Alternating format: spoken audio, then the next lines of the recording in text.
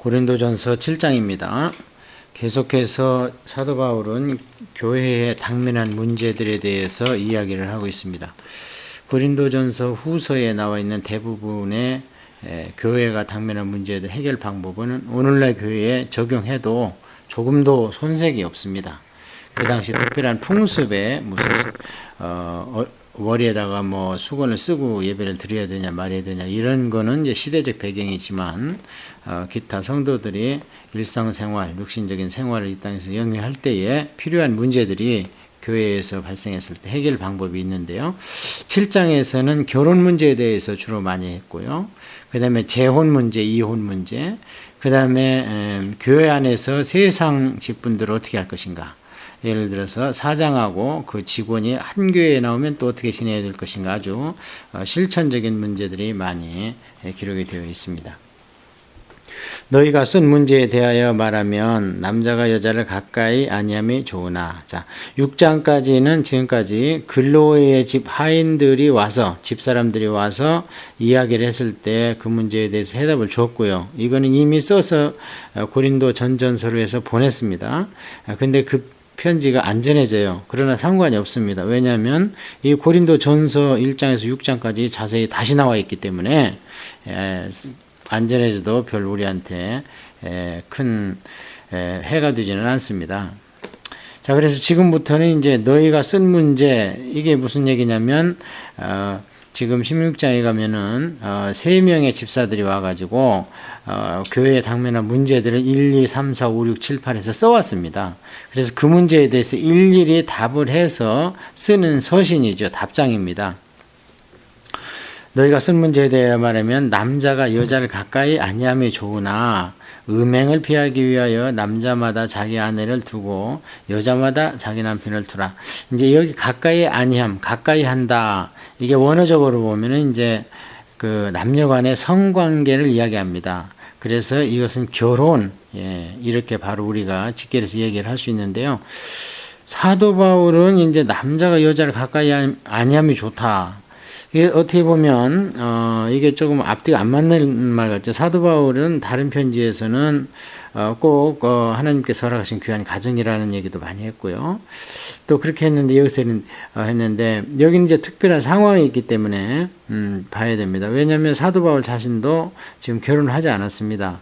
그래서 이 당시 성도들은 정말 우리 오늘날 우리 평신도와 같은 그 정도의 신앙이 아니었습니다. 목숨을 내건 신앙이었고요. 거의가 다 숨어서 전도하는 선교사였습니다.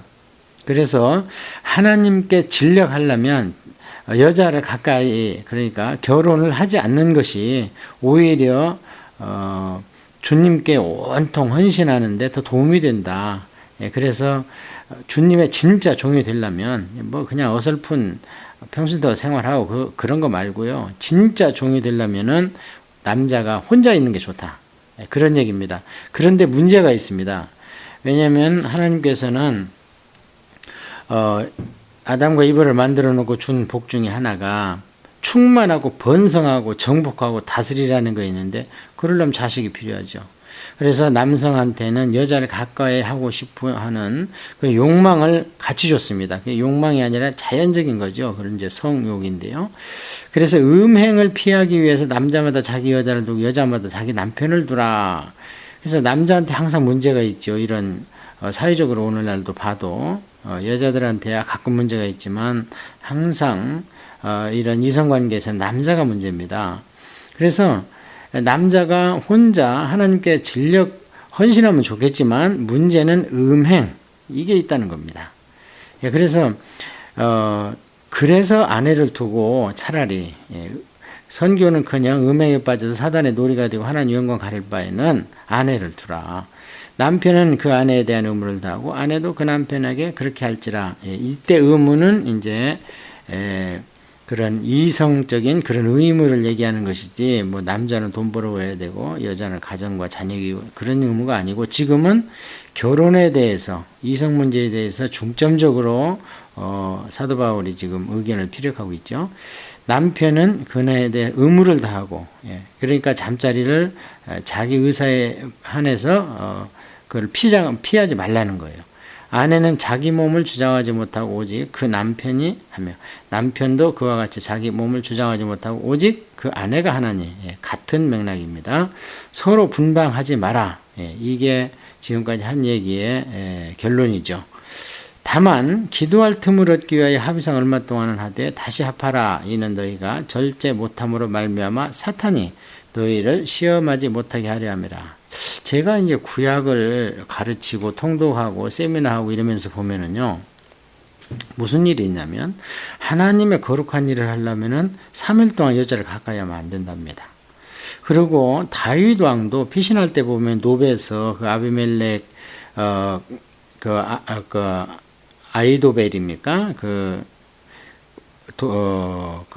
성전의 제사장.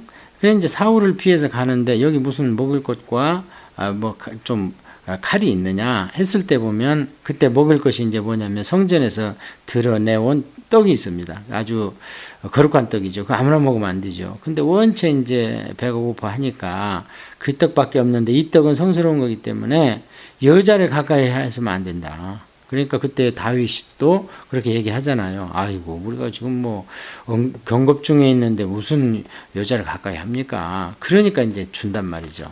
그리고 전쟁할 때도 마찬가지고, 또, 출애굽에서 진영이 이제 움직일 때도 마찬가지고, 그래서, 자기 아내가 됐든 또는 다른 이성이 됐든 가까이 하면 하나님께 집중하는 데는 장애가 되는가 봅니다. 예.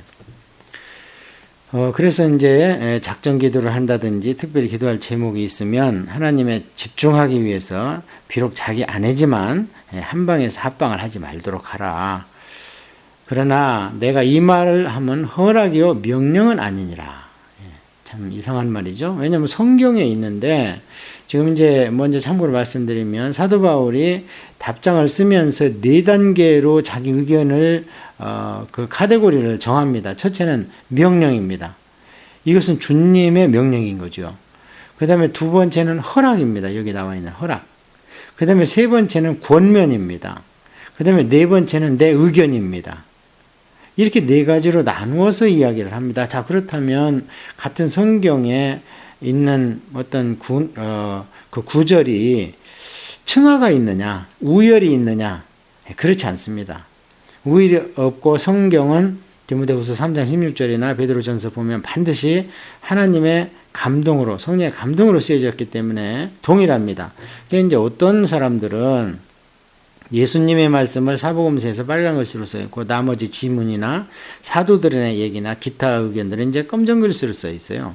그것을 설교를 하신다든지 가르치면서 빨간 글씨로 쓰는 것은 그 예수님 말씀이니까 더 중요하다.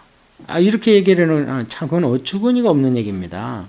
왜냐하면 그 말씀도 사도들이 받아서 기억하고 있다 쓰는 것일 뿐만 아니라 성경은 동일한 권위가 있습니다. 자, 그렇다면 여기에서 왜 명령과 허락과 권면과 내 의견 이것을 구분했는가?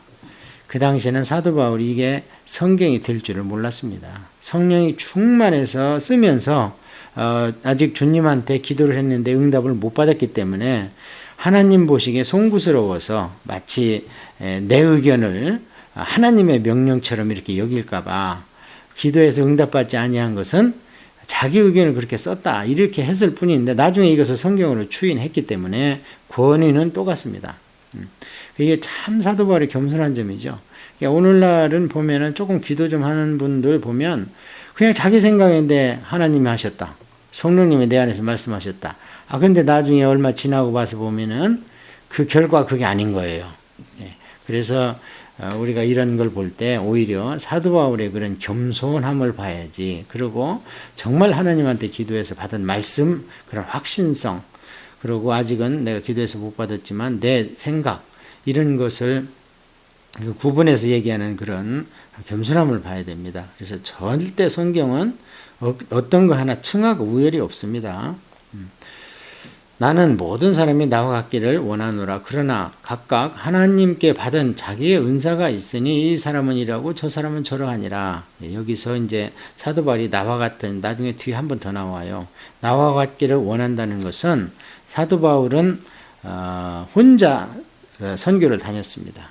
그래서 이제 그 뒷수발은 아마 그 알렉산더와 루포의 그 어머니, 그러니까 십자가를 다시 된 시몬의 아내, 그러니까 그 어머니는 내 어머니 같다, 이렇게 로마서에 편지 쓴 거 보면은 어머니처럼 그냥 사도 바울을 이렇게 다 수발을 들어준 것 같아요. 아내가 없는 대신에 막 빨래해주고 챙겨주고 여자들이 할 분이 있잖아요. 예. 그러면 그렇게 하면서 선교를 다녔지, 전도를 다니고. 예. 근데 이제 좀 이따 말씀드려야 되겠지만, 어떤 사람들이 이제 사도 바울이 결혼을 했지만 부인을 놓고 다녔다, 이런 의견도 조금 우리한테 설득력이 있는데, 그건 나중에 좀 보고요. 내가 결혼하지 아니한 자들과 과부들에게 이르노니 나와 같이 그냥 지내는 것이 좋으니라. 아직 처녀나 총각한테 얘기하지 않습니다. 총각은 더군다나 언급을 거의 하지 않습니다. 근데 처녀는 여기에 적용이 안 됩니다. 처녀에 대해서는 26절부터 처녀에 대해서는 내가 말하노니 다시 나옵니다. 여기는 지금 기혼자들, 그러다가 혼자 된 분들, 뭐 이런 분들을 지금 얘기하는 거예요. 내가 결혼하지 아니하는 자들과 과부들에게 이르노니 나와 같이 그냥 지내는 것이 좋으니라. 만일 절제할 수 없거든 결혼하라. 정욕에 불같이 타는 것보다 결혼하는 것이 나으니라. 그러니까 이제 그 당시에도 넘보기에 좀 거룩해 보이고, 또 그 당시 이제 철학이 만연했잖아요. 그래서 철학 가운데 하나가 금욕주의가 있지 않습니까? 그래서 교회 안에서나 밖에서나 좀 이렇게 결혼하라고 독신같이 지내는데, 이제 딴짓을 하는 거예요, 뒤로. 그런 사람이 있다는 거예요. 그러니까 그럴 바에는 차라리 결혼하라. 결혼한 자들에게 내가 명하노니 명하는 자는 내가 아니요 주시라. 여자는 남편에 의해서 갈라서지 말고, 자, 명하지 날은 내가 아니요 주라. 이건 주님의 명령이라는 거예요.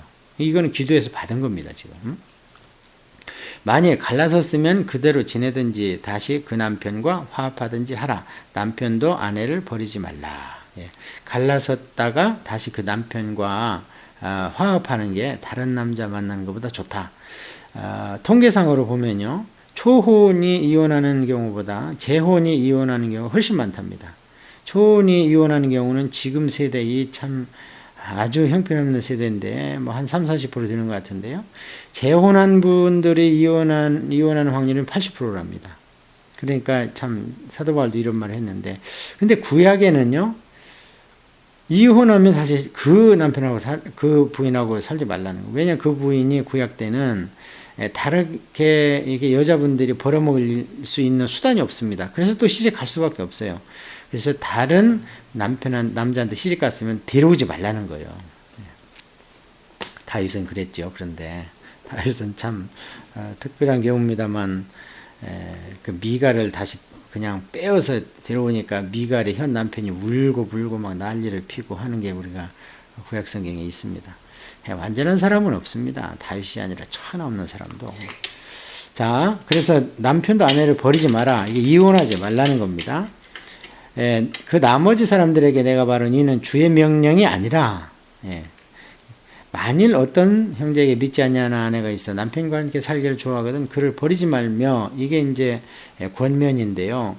짝믿음이죠. 이게 어떻게 하다가 결혼한 뒤에 부인이 먼저 갔든지 교회를 이렇게 한 것 같아요. 그리고 또는 뭐 영 남편이 이제 안 돌아와서 뭐 그렇게 했는가 봐요. 그렇다고 이제 이게 이제 부정하고 정결과 관계되는 거 아닙니까? 교회에서 손가락질 받고, 이 당시에 이제 오늘날 우리 교회를 생각하면 안 되니까.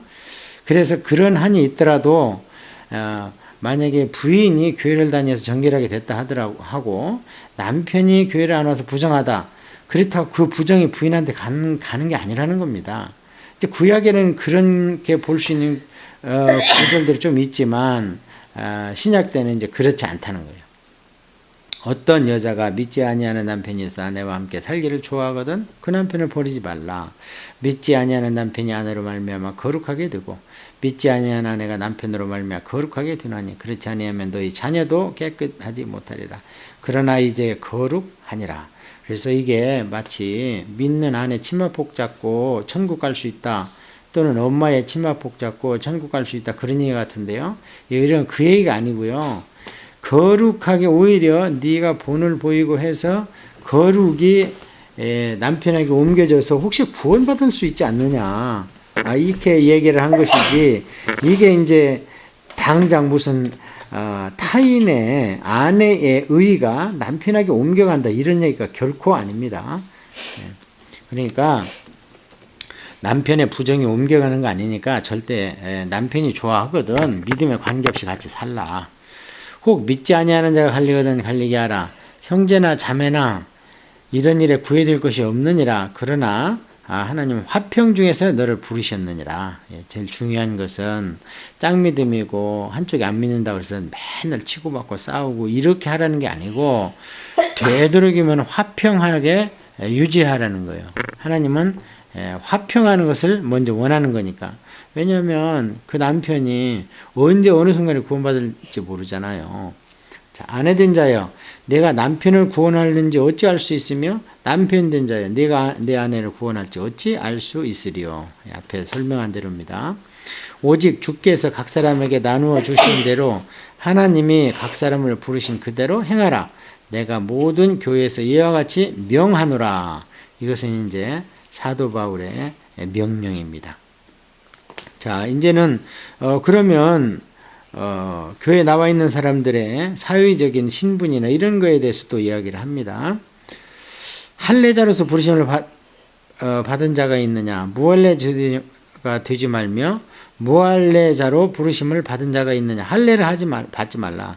이제 할례, 무할례 이런 것은 구약적인 얘기고요. 구약도 사실은 신명기 12장에 보면은요, 마음의 할례를 한 자라가 육신의 포피를 펴라 이렇게 돼 있는 것이지. 할례를 받는 것도 아무것도 아니요, 할례를 받지 않는 것 아무것도 아니로도 오직 하나님의 계명을 지킬 따름이니라.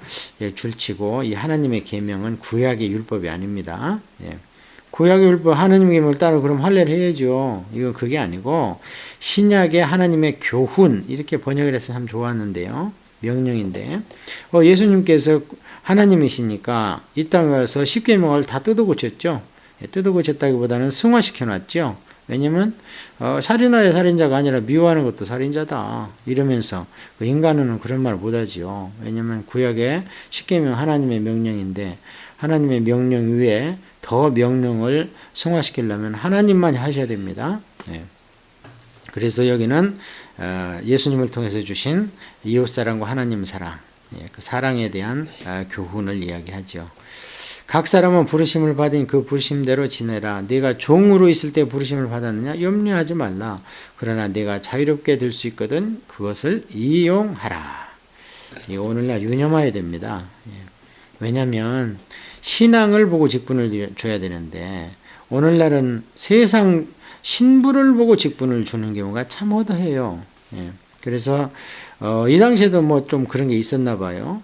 종으로 부르심을 종의 신분이었는데 교회를 와서 세상 직분을 의식해가지고 의기소침한다든지, 또 부정한 방법으로 자유인이 되려고 돈을 뭐 이렇게 쓴다든지, 그런 것이 좀 있었나 봐요. 근데 사도 바울은 좀 이따 또 보겠지만 그런 건 잠시야. 왜 그런데 연연하고 있어?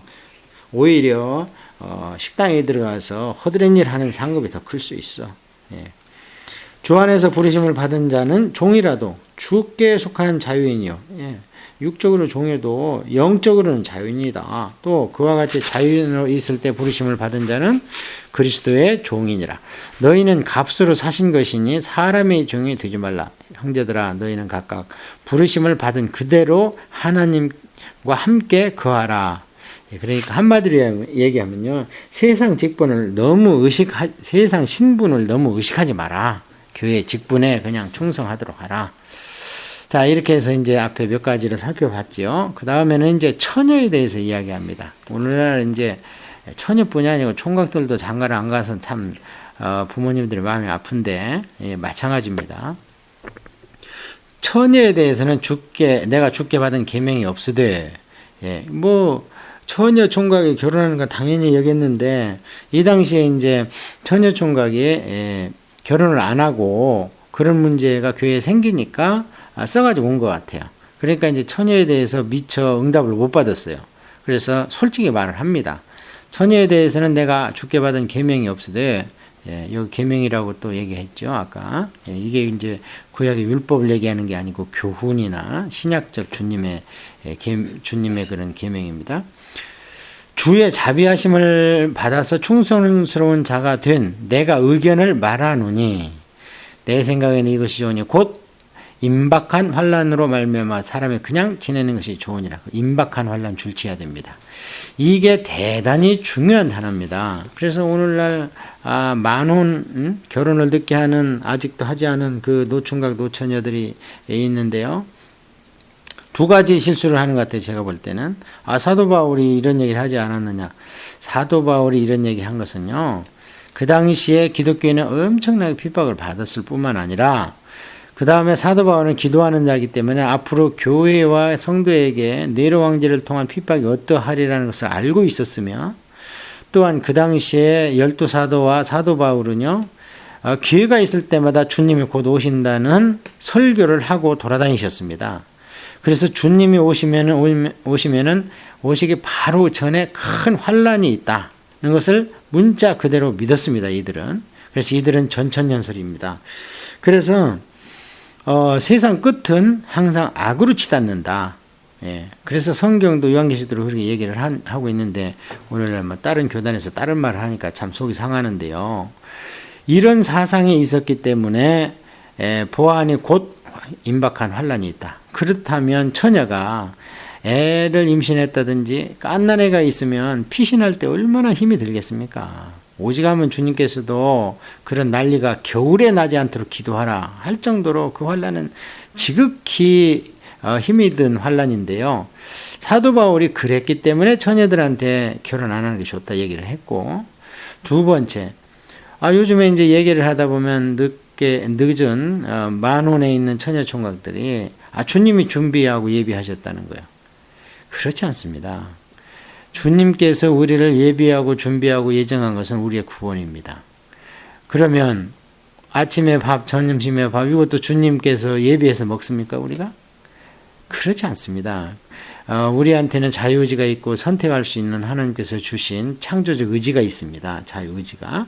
그렇기 때문에 자기가 노력하고 그 사람을 놓고 기도하면 주님께서 마음에 응답하시는 것이지 그냥 주님이 여기 있다 가봐라 어디 가봐라 거기 이렇게 생긴 사람이 있다 그렇지 않습니다. 그 두 가지 실수를 하지 말고 결혼할 마음이 있으면 열심히 노력해야 됩니다. 다른 거 하듯이 사람도 찾아보고 사귀어도 보고 이렇게 해야 됩니다. 절대 하나님은 딱 앞에 갔다가 백마탄 용사를 갖다 놓지 않습니다. 자, 내가 아내에게 매였느냐 노예기를 구하지 말며 아내에게 노였느냐 아내를 구하지 말라. 그러나 장가 가도 죄 짓는 것이 아니요 처녀가 시집가서 죄 짓는 것이 아니로되 이들은 육신의 고난이 있으니 나는 너희를 아끼노라. 예, 여기도 이제 마찬가지 맥락이에요. 주님을 신실하게 전적으로 섬기고 싶으면 사실 식구가 딸리는 것보다 주님께 진정으로 전념하는 게 낫다. 이제 그런 뜻에서 이 얘기를 한 거고요. 형제들아 내가 이 말을 하노니 그때가 단축하여진 거로 이후로는 안에 있는 자들은 없는 자같이 하고 자 이게 그 말입니다. 아까 임박한 환란 그때가 단축되었답니다. 왜냐하면 이제 사도 바울은 전도여행 할 때마다 주님께서 간간히 이제 환상에 나타나시고 그런 아주 임재 가운데 사귐 가운데 있었기 때문에 주님의 말씀을 이제 곧 임박한 주님의 재림과 환란을 말씀 그대로 믿었습니다. 그러니까 그럼 사도 바울이 그런 것도 몰랐단 말이야 이렇게 반문할 수 있지만 성경을 열심히 보면요 완전한 인간이 없습니다. 예를 들어 볼까요? 그 천하의 다니엘도요 이스라엘이 포로기 위한 70년이다 하는 것을요 예레미야 편지를 읽고 나서 알았습니다. 하나님께서 다니엘에게 70년 너희들 포로 생활이야 말씀하지 않습니다. 그렇게 하나님을 자주 뵀는데도 그러니까 하나님께서는 그 사도 바울에게도 모든 것을 다 주시지 않았기 때문에 사도 바울도 그때 임박한 환란을 외치고 다녔고 사도들도 그랬고 그러다 보니까 성경책이 늦게 써진 겁니다. 곧 올 줄 알고 안 쓰고 설교만 하고 다니다가 보니까 한두 명씩 돌아가시고 그래서 성경책을 써놨는데요. 이제 그것을 대신 주님은 어떤 걸로 이들한테 너희들 예언이 맞았다 했냐면 AD 70년에 로마가 예루살렘을 망친 겁니다. 엄청나게 혹독한 환란이죠. 그리고 그것도 모자라서 AD 130년에 모든 성전을 파괴하고 유대인들을 전부 족보를 조사해가지고 전부 다른 나라다 또 흩어버렸습니다. 그러고 그때부터는 여기는 이제 가나안 땅이나 유다 땅이나 이스라엘 땅이 아니다. 앞으로는 팔레스타인, 성경대로 얘기하면 블레셋 땅이라고 해라. 그래서 우리가 그것을 지금도 팔레스타인이라고 하는 거 아닙니까? 그래서 임박한 환란이 있기는 있었습니다. 사도들이 얘기하는 것처럼 재림과 7년 환란이 아니었기 때문에 이제 제가 말씀을 드린 거고요. 우는 자들은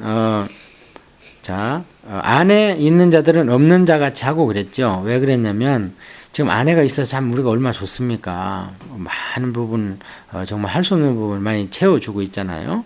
그런데 이건 무슨 말이냐면요.